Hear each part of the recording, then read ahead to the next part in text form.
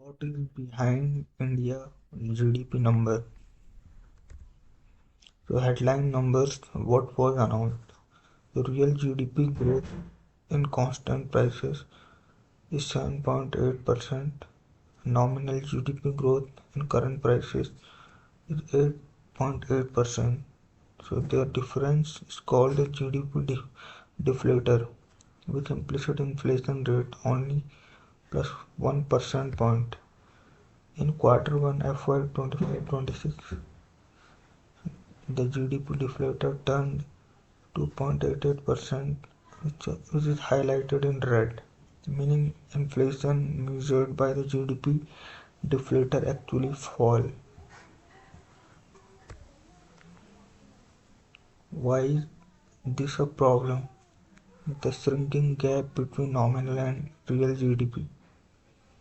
Normally, nominal GDP grows much faster than real GDP because of inflation. The gap has been narrowing sharply. So in financial year 21-22 deflator 5.3%. In quarter 3 21-22 5.2%. Quarter 1 financial year 25-26 only 2.88%. And in quarter 1 FY 25-26 actual deflator is minus 2.88% is one of the calculations shown. This is the lowest inflation reading in years, but it is not because the RBI is successfully controlling consumer inflation. It is because of deflator-based inflation for capital goods and investment item collection. So what is the main culprit? Extremely weak investment demand. Gross fixed capital formation is equal to total investment in the economy. In quarter 1 FY 25-26, real GFCF growth only 0.41%. Deflator based inflation for investment goods is only 2.11%. So nominal investment growth was barely positive. This is shocking because India is supposed to be in an investment-led growth phase. Capex push PLI schemes, yet investment is almost flat. And private versus government investment. Total GFCF, private, corporate plus household plus government. The private investment rate is 78 to 79%, but private investment growth has been extremely weak. In FY 23-24, household plus corporate investment grew only 5.8% plus 0.5%. Government investment grew 29.2%. So in financial year 24-25 overall GFCF growth only 7.1% entirely because of government capex. So private sector is not investing despite all incentives. What is the private finance consumption expenditure? It is also weak. So deflator based inflation of private consumption only 2.1% in quarter 1 FY 25-26. So this is unusually low and indicates very weak pricing power and consumer demand, especially in rural and low income segments. Net exports turned negative again. So for 4 consecutive quarters including quarter 1 FY 25-26 net exports, exports minus imports have dragged GDP growth. Global slowdown plus possible upcoming US tariffs under Trump's 2.0 are expected to keep Indian exports under pressure. Historical contribution of different components to real GDP growth. So average of FY 22-23 to FY 24-25. So private consumption 67%, government consumption 4 to 9%, investment 35%, so net export minus 6%. It is a drag. Over the last 3 to 4 years, 2/3 of India's growth has come from consumption, only 1/3 from investment. The opposite of what a fast growing emerging economy needs. Why nominal GDP growth matters more than real GDP right now? Government tax revenue, corporate revenue, salaries, loan repayments, everything is linked to nominal growth. If nominal growth falls to 8 to 8.5% for the full year, as EY is forecasting, it will create severe pressure on fiscal deficit. This tax buoyancy will vanish. Corporate earning growth, state government finances, and banking sectors loan growth slows. EY full year FY26 forecast as per DK Srivastav, real GDP growth likely 6.3 to 6.7%, not the 7% that government and RBI are hoping for. Nominal GDP growth 8 to 8.5%, very low by Indian standards. In summary, what the infographic is really saying, even though the 7.8 real GDP prints look optically fine, the underlying story is weak. Investment has collapsed, especially private. Consumption demand is softening fast, rural distress plus high interest rate. Exports are a drag. Inflation is low not because of good policy, but because there is no pricing power anywhere.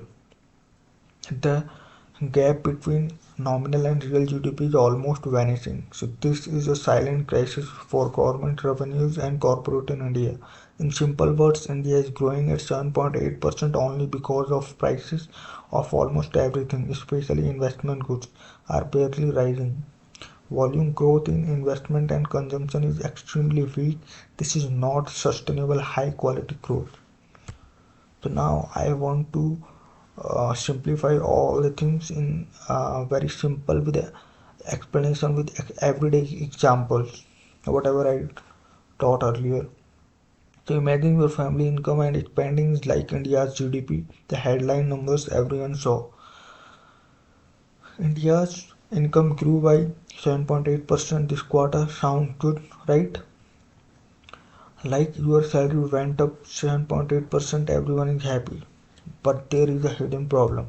The real story, like checking your actual purchasing power. Let's use a simple example with a cup of tea. So in last year, price of one cup of tea is 10 rupee. How many cups you bought? 100 cups. Total money spent 1000. It is nominal. This year, price of one cup of tea 10.50 rupee, only 5% more. So 107 cups means extra 7 cups. So 1123, 12% more money you spent. Here you bought 7% more cups. This is like real GDP growth 7.8%, but you spent 12% more money. This is nominal growth. Normally in India, tea and everything else become 8 to 10% more expensive every year. So nominal growth is always much higher than the real growth. But what actually happened in India this year? Tea food closed 10 rupees, last year price 10.20 this year price, so price rise 2% only. Cement, steel, machinery 100 rupees last year price, 97 this year price, so actually fell. This is investment items. Prices of most things either did not rise or actually fell, especially things used for building factories, roads, machine, investment goods. So even if you bought only a little more, the total bill nominal GDP did not go up much. India's report card this quarter simple version. What India did. Persons, people buying things, consumption. Growth is okay, good or bad, weak. You bought just a few extra cups of tea. Building factories, a road investment, almost zero growth, very bad.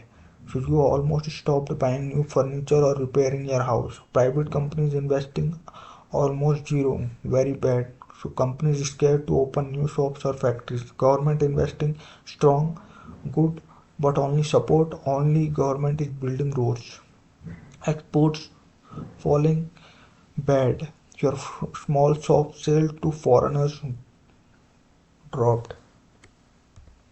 Why is this dangerous? Think of your salary again. If your salary grows 12% but prices rise 10%, you feel richer. Normal India.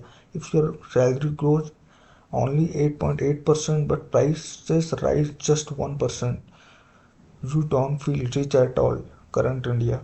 The Government companies and banks were expecting 12 to 14% nominal growth to pay loans, give bonuses, collect taxes. Now everything is growing only 8 to 9%. Everyone will feel that pinch soon.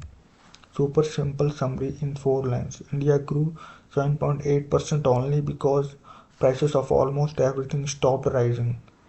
People and companies are not spending much on new things, no new factories, homes, machines.